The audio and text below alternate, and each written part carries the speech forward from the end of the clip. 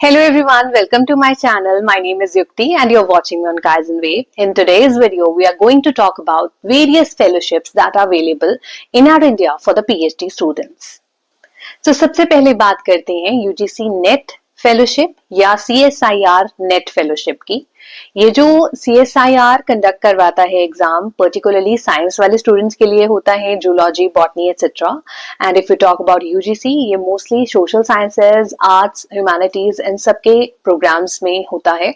और UGC की आप लिस्ट चेक कर सकते हैं ऑनलाइन की वेबसाइट पर जाके कि कौन कौन से एग्जाम उसके अंडर फॉल करते हैं। और आपको ये एग्जाम देना होता है, दैट इज जो UGC एग्जाम कंडक्ट कराता है UGC नेट का। तो आप उसमें अप्लाई करिए। अगर आपका UGC नेट क्वालिफाई होता है तो आप एलिजिबल हो जाते हैं प्रोफेसर बनने के लिए। अगर आप PhD वाली कैटेगरी में क्वालिफाई करते हैं तो आप PhD अप्लाई कर सकते हैं अपने स्कोर के थ्रू वेरियस यूनिवर्सिटीज में PhD एडमिशन के लिए। अगर आप JRF में फॉल करते हैं, बिल्कुल आपका हाईएस्ट स्कोर आता है और आप JRF क्वालिफाई कर पाते हैं, तो फिर आपको बहुत सारा पैसा मिलता है, जो कि बहुत आइडियल पैसा है एक स्कॉलर के लिए। और एक पर्टिकुलर एज में मास्टर्स के बाद जब वो PhD कर रहा है और उसको साथ में स्कॉलरशिप मिल रही है, तो वो अपना अच्छे से एक्सपेंडिचर कर सकता है पैसा, ना केवल अपनी पढ़ाई में बट अपनी ग्रोथ के लिए भी लगा सकता है, और एक्स्ट्रा जो भी करना चाहता है वो भी कर सकता है।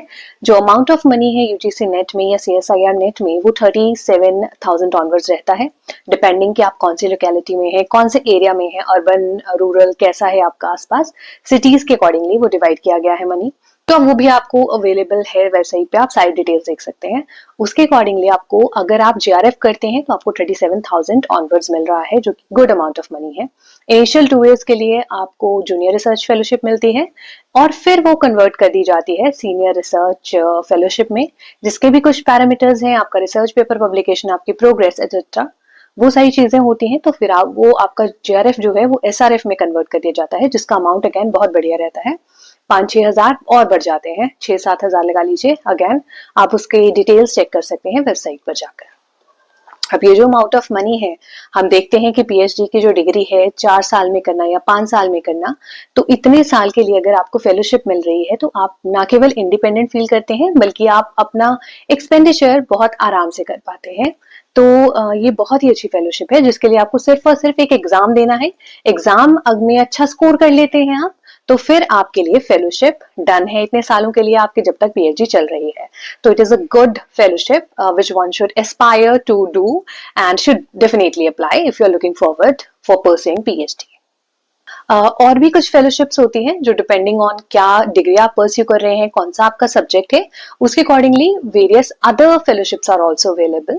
तो वो भी आप चेकआउट कर सकते हैं। 1-2-3 और फेलोशिप्स की हम अभी बात करते हैं, जैसे कि एक प्रधानमंत्री रिसर्च फेलोशिप है, जो कि अगेन PhD स्टूडेंट्स को ही दी जाती है। बट इसके लिए ये है कि आपको PhD में एनरोल्ड होना चाहिए ऑलरेडी किसी यूनिवर्सिटी में, और फिर आप इस पर्टिकुलर फेलोशिप के लिए साथ में अप्लाई कर सकते हैं। जो भी फेलोशिप्स होती हैं, कभी भी आपको ये ध्यान में रखना है कि एक बच्चे को 2-3 स्कॉलरशिप्स नहीं मिलती है। अगर वो ऑलरेडी एक स्कॉलरशिप लेकर चल रहा है तो वो दूसरे के लिए अगर अप्लाई भी करता है तो वो उसके लिए एप्लीकेबल नहीं होगी, उसे शॉर्टलिस्ट नहीं किया जाएगा, क्योंकि वो ऑलरेडी एक फेलोशिप उठा रहा है। तो एक स्टूडेंट एक टाइम पर एक से ज्यादा फेलोशिप नहीं ले सकता है। अगर हम प्रधानमंत्री रिसर्च फेलोशिप की बात कर रहे हैं, ये पर्टिकुलरली IITs, IISCs के बच्चों के लिए है, जिसका अमाउंट ऑफ मनी बहुत बढ़िया है, 70,000 ऑनवर्ड्स है। और लेटेस्ट स्टैट्स आप देख सकते हैं वेबसाइट पर जाकर, जहां पे आपको और भी डिटेल्स मिल जाएंगे। तो ये IITs में पहले एनरोल होना ही बहुत एक मेहनत भरा काम है। तो आप अगर उसमें एनरोल हो जाते हैं, बढ़िया नंबर ले लेते हैं, तो फिर you can also apply for PM research fellowship, right? So this is again a second fellowship that is available. Another fellowship that we are going to talk about today is your ICSSR. तो Indian council जो है वो भी research fellowship provide करती है social sciences के बच्चों को पर्टिकुलरली, जिसके लिए अगेन आप PhD में एनरोल्ड हैं, फिर आप उसमें अप्लाई कर सकते हैं। आपको एक पर्टिकुलर फॉर्मेट है उनका, वेबसाइट पे आप देखेंगे तो एक पर्टिकुलर फॉर्मेट है, जिसमें एक रिसर्च प्रपोजल का ही फॉर्मेट है, जिसमें आपको टॉपिक का मेंशन करना है, क्या रेलेवेंस है आपके टॉपिक की, सिग्निफिकेंस क्या है, ऑब्जेक्टिव्स क्या है, ये सब अप्लाई करना है।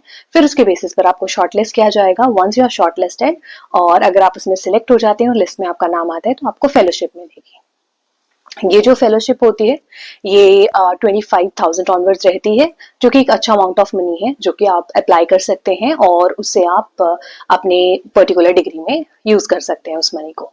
ठीक है, तो ये भी एक अच्छा फेलोशिप है सोशल साइंसेस के बच्चों के लिए। एक और फेलोशिप है दैट इज ICAR, ये जो फेलोशिप है ये पर्टिकुलरली एग्रीकल्चर, हॉर्टिकल्चर, इस तरीके की जो डिग्रीज रहती हैं एग्रीकल्चर बेस्ड, उन बच्चों के लिए होती हैं, वो अप्लाई कर सकते हैं और उन्हें भी अच्छा अमाउंट मिलता है अपनी पीएचडी करने के लिए। तो इसको भी आप एक्सप्लोर कर सकते हैं वेबसाइट पर जाकर। Another important fellowship is Google PhD fellowship. Google PhD fellows को fellowship देता है, बहुत अच्छी scholarship देता है। अगर आप PhD में enroll हैं और आप इस पर्टिकुलर स्कॉलरशिप को लेना चाहते हैं, अगर आप कंप्यूटर साइंसेज में रिसर्च करें, आपका सब्जेक्ट कंप्यूटर साइंस है, तो आप इस पर्टिकुलर फेलोशिप को अवेल कर सकते हैं, इसके लिए अप्लाई कर सकते हैं। जो इंस्पायर फेलोशिप है ये साइंस वाले स्टूडेंट्स के लिए रहती है।